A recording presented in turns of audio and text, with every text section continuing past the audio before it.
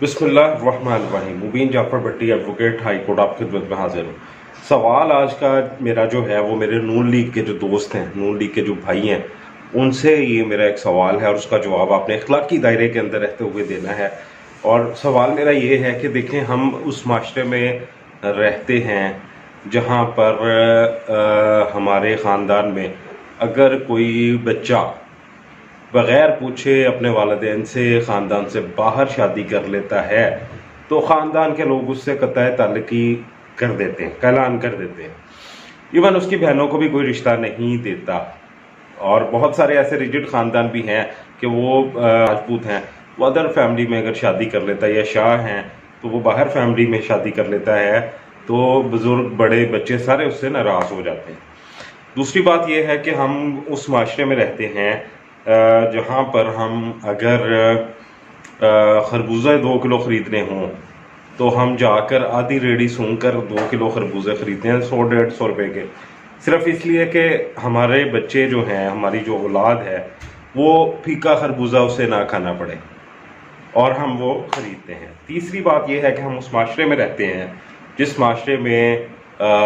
ہمارے ہاں ایک روٹی چراتا ہوا کسی کوئی بچہ پکڑا جائے، ایک سائیکل چور پکڑا جائے تو ہم ہجوم کی شکل میں اس کی درگت بناتے ہیں، اس کو لہو لہان کر دیتے ہیں۔ اور اگر کوئی موبائل فون چھینتا ہوا پکڑا جائے تو ہم غصے کی انتہا کرتے ہوئے اس کی جان بھی لے لیتے ہیں، کیونکہ اس نے ہماری پراپرٹی کے اوپر ہاتھ ڈالا ہے، اور موبائل اور ادر ہمارے جو پیسے ہیں محنت سے کمائے ہوئے اس نے لوٹے ہیں، لوٹنے کی کوشش کی ہے۔ کئی دفعہ لوٹ کے لے جاتے ہیں اور کئی دفعہ ہمارے ہتھے چڑھ جاتے ہیں تو ہم ان کی درگت بنا دیتے ہیں۔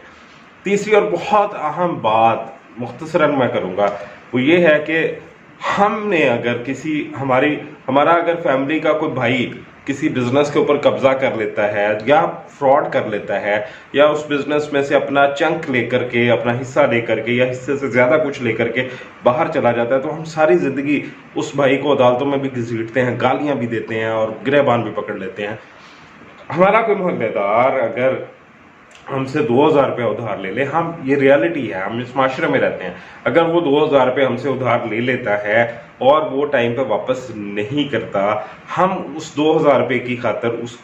اس کے گھر کے دروازے کو بار بار نوک کرتے ہیں، جا کر اسے باہر نکالنے کی کوشش کرتے ہیں۔ وہ نہیں دیتا، ہم دوسرے لوگوں کو بتانا شروع کر دیتے ہیں، ایون کہ جب وہ ہمیں کہیں ملتا ہے تو ہم اس کا گرے بان پکڑ لیتے ہیں کہ بھئی تم نے میرے حق حلال کے 2000 روپے ادھار لیے تھے، وہ تم نے مجھے واپس کیوں نہیں کیے؟ تو پھر سوال یہ پیدا ہوتا ہے کہ نواز شریف اتنا بڑا دھوکہ دے کر وہ باہر چلا گیا ہے، وہ ساری قوم کو یہ کہہ کر گیا ہے کہ میں بیمار ہوں،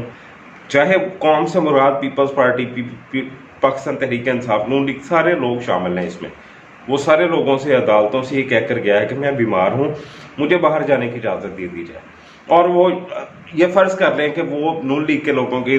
خیال کا مطابق وہ لوٹ مار نہیں کر کے گیا، پی ٹی آئی کے لوگوں کے مطابق وہ لوٹ مار کر کے گیا، جبکہ ریالٹی یہ ہے کہ کیسز بڑے پڑے ہیں، کس کو نہیں پتا کہ کیا کچھ نہیں ہوا، اس بات کو چھوڑ دیں۔ لیکن ہمارا کیا یہ فرض نہیں بنتا کہ اس جھوٹ پر ہم اس کو برا بلا کہیں، اور ہم اس سے کم از کم اتنی سرزنش تو کریں کہ ہم اس طرح کے شخص کو اپنا لیڈر کبھی نہ ماننے کے لیے تیار ہیں۔ سوال میرا آپ سے ہے، جواب آپ نے دینا ہے۔ ویڈیو اچھی لگی ہو تو دوسرے دوستوں کے ساتھ بھی شیئر کیجیے گا۔ اپنا بہت سارا خیال رکھیں۔ مبین جعفر بھٹی ایڈوکیٹ ہائی کورٹ کو اجازت دیجیے۔ اللہ حافظ۔